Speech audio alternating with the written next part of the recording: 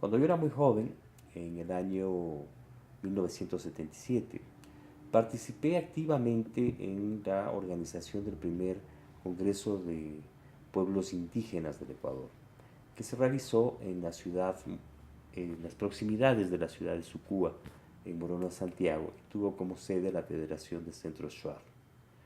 Cuando nos aproximábamos con algunos indígenas que vinieron de distintos pueblos y nacionalidades del continente, desde Cuenca a Sucúa, fuimos sorprendidos porque encontramos que la provincia estaba militarizada y que el ejército había ocupado virtualmente la provincia. Los indígenas que no eran identificados como shuaras fueron sacados del autobús y detenidos. Uno de los shuaras que nos acompañaba nos pidió que mantengamos nuestra calidad de mestizos para impedir ser detenidos y luego avanzamos hacia Sucúa. Salimos a conocer la ciudad, entre que debatíamos y debatíamos con los dirigentes indígenas, y nos encontramos con la cárcel de Sucúa.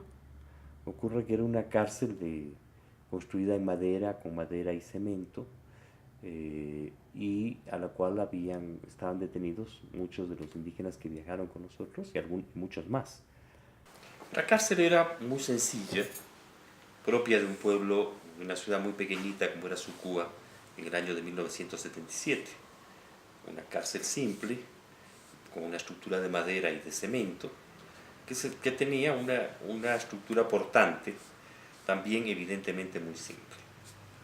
En consecuencia, cuando la conocimos caminando por la ciudad con mi hermano Ramiro, se me ocurrió la idea de que, siendo tan frágil la estructura de la cárcel, podíamos organizar una fuga sin precedentes en la historia.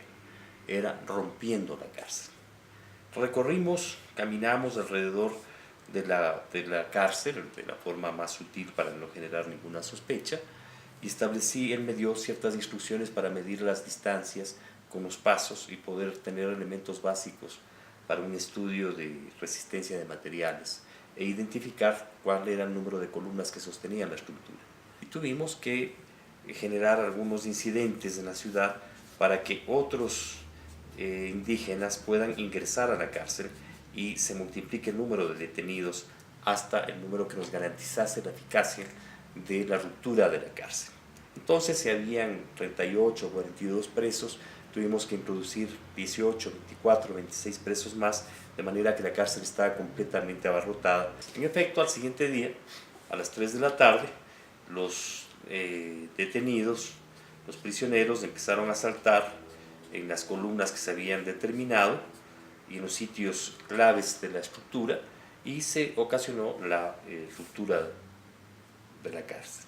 Una liberación de presos por ruptura de la cárcel.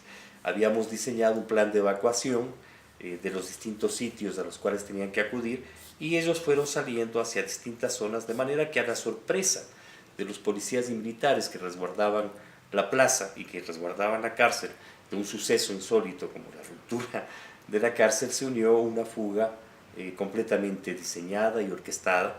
Les esperábamos en camionetas a cierta distancia y iban llegando las personas, iban llenando las camionetas, hacíamos el registro de quienes tenían que estar en cada uno de los grupos y evacuamos la zona con un éxito completo del operativo.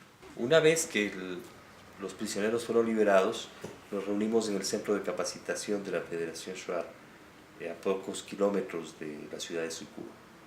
Y en la noche fuimos sorprendidos porque hubo un cerco militar que nos encerró por todos los costados al centro de capacitación. En ese contexto, la eventualidad de una intervención militar y de una resistencia de la población pudo haber generado un desenlace sangriento. Encontramos que habían algunas escopetas de caza.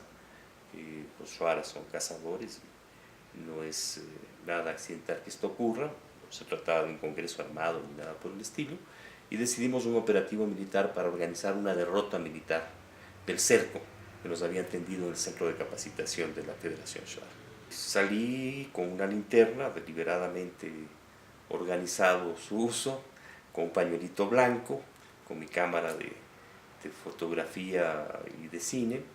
Caminé hacia los militares enseñándoles con mi linterna, ya era la noche, mi pañuelito blanco, llegué donde ellos y claro, me preguntaron qué era lo que sucedía, quién era, qué es lo que estaba pasando. Yo hice tal vez la obra de teatro más extraordinaria que he hecho en mi vida.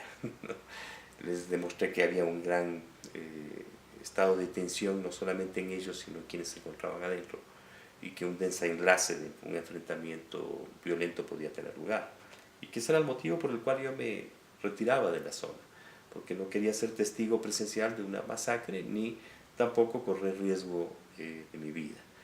Y les indiqué que si ellos insistían en el desalojo, como era la orden que tenían, y en la detención de los indígenas que se encontraban en el centro, esto podía generar un enfrentamiento violento. Entonces utilicé la linterna para señalar las escopetas, señalar los palos de escoba y cómo estos nos apuntaban a todos nosotros, lo cual evidentemente intensificó la tensión. El oficial entendió que no tenía sentido una acción de este tipo, hicimos un acuerdo para que nos den 16 horas para evacuar la zona y que luego ellos ocupen el centro de capacitación, que tenían órdenes explícitas de hacerlo, y que ya no habría en absoluto ningún problema para nosotros. Eso es lo que permitió que podamos evacuar de la zona de peligro, podamos obtener otra segunda derrota militar del operativo que era absolutamente desigual.